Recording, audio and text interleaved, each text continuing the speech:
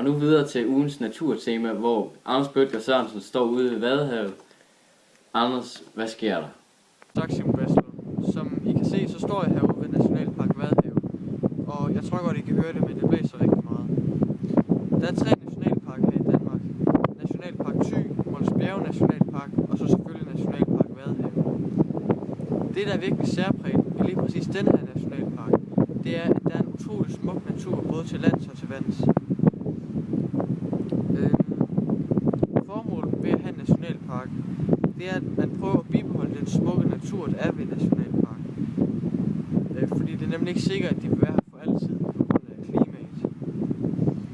Så vil man også gerne prøve at beholde den danske natur, som den var engang, fordi altså, i stedet for at modernisere den og gøre den ikke naturlig.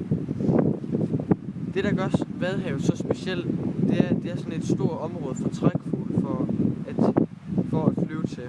Hvis Vadehavet det ikke fandtes, så vil de fugle ikke have nogen mulighed for at kunne mellemlande, når de var på vej til det sydlige land. Området omkring Vadehavet er faktisk blevet så populært, at selv turister fra andre lande de tager helt til Danmark bare for at se Vadehavet. Jeg tror, jeg taler for alle folks vegne, når jeg siger, at jeg er rigtig stolt af at bo så tæt på vandet her. Fordi det er noget helt specielt.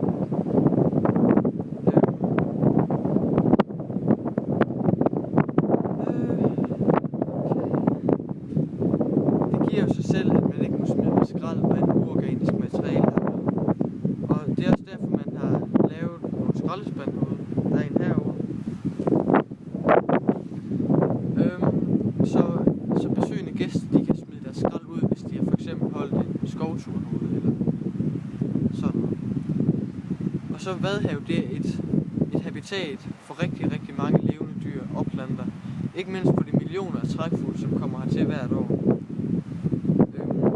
Også alle de mange forskellige slags planter har de rigtige leveforhold ude ved Vadehavet. Nå, men Anders, hvordan er det så ude ved vandet? Lad os prøve at gå derned.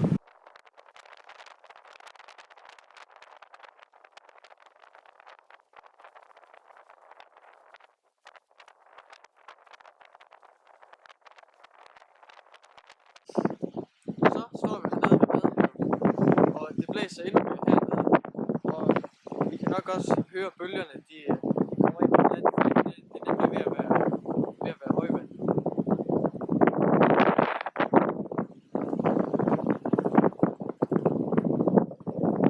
Ved Vadehavet findes der rigtig mange forskellige slags dyr. Det mest almindelige dyr ved Vadehavet, det er den lille dødsnegl, som ikke er større end en millimeter. Der er rigtig mange fugle ved Vadehavet, og nogle af de mest almindelige fugle, man kan se herude, det er klyder, kobbersnæb, regnspurver, viber, skarver, fiskehajer, strandskader, gæs, jejler, rørhøger, kærhøger, musvåger, præstekraver, rødben og ænder. Blandt disse fugle så er der både kortnæbbet og langnæbbet fugle. Blandt de kortnæbbede fugle, der er der hyler og rødben. Det er kun nogle af dem. De bruger deres korte næb til at tage overfladens smådyr, og så spiser de på den måde. Og nogle af de langnæbbede, de bruger så deres lange næb til så at hakke sig ned i jorden, og så finde de små sandorme, eller hvad de kan finde nedenunder jorden. Planterne ude ved Vadehavet, de skal være rigtig hårdfødt for at kunne leve herude. Fordi de skal både kunne holde til, at der er tørt og vådt, på grund af selvfølgelig det tidevand.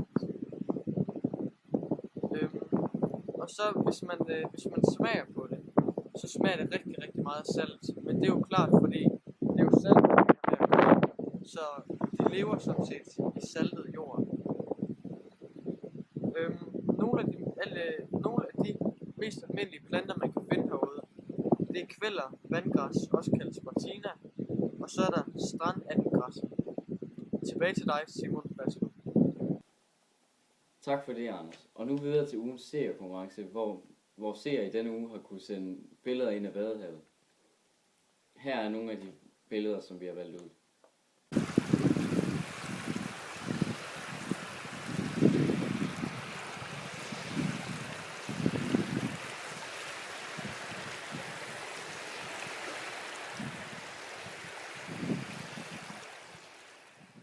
Vinderen blev Claus Hansen fra Varde, og billedet kommer her.